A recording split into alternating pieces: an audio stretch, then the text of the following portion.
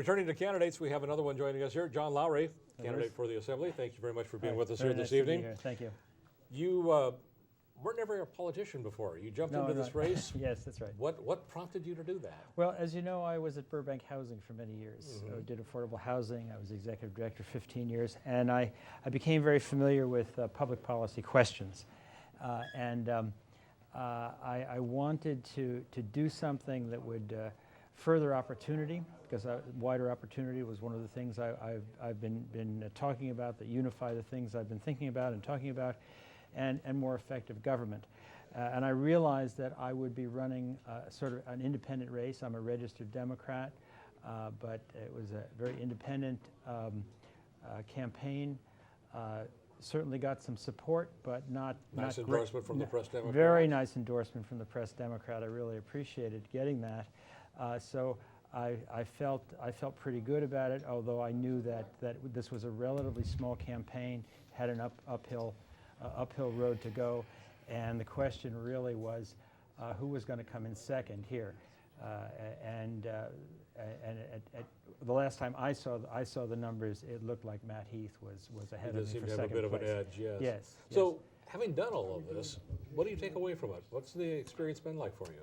Well, I think it's been a very good experience, one that I've learned a tremendous amount about, I guess, how things work in politics, and the conversations that I've had with people have been very valuable. I've really appreciated it, like meeting people, got to like talking with people, and I think that I felt as the campaign went on that whether I was successful or not, it was what I was going to do before I would do something next, whether that was serving the legislature or whether that was advocating for the things that are important to me, doing research, writing, and working on public policy from another perspective.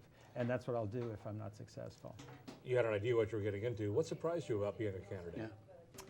Yeah. Well, I guess I was sort of warned. I know when I sat down with people at the beginning, a number of people said, "John, you would be great in the legislature. You know, you really understand public policy. You understand the subtleties of it, and you'd be a great legislator. But I don't know whether you've got it in you to be in a campaign."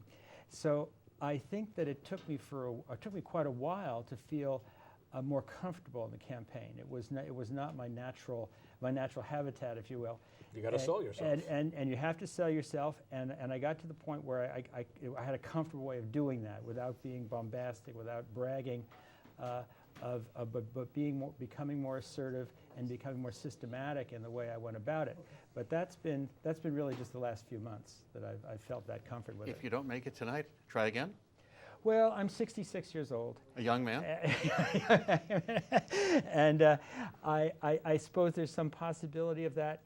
So the try again, though, I think is more in terms of what other ways can I be effective in influencing public policy, in getting more coherent and better conversations going. One of the things I wanted to do by running here was to try to get some more candid conversation going on a number of issues, and I think I did, and I'd like to continue to do that. Don't get discouraged on age. I think you're the same age as Hillary Clinton.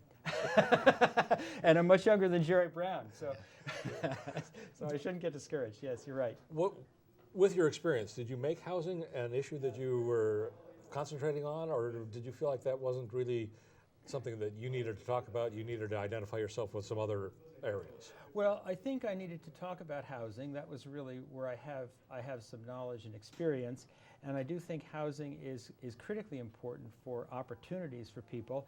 I think it's underestimated both in terms of its significance in terms of opportunities and its significance to the economy as a whole, and even to the significance of why business will be in California in terms of what they have to pay people to live here because of housing costs. So I think there's a number of reasons why it's very important. So I emphasized it as important, but I didn't want to appear to be, and I was not, a one-issue candidate. So I wanted to talk about the other issues and always talk about how issues were interrelated.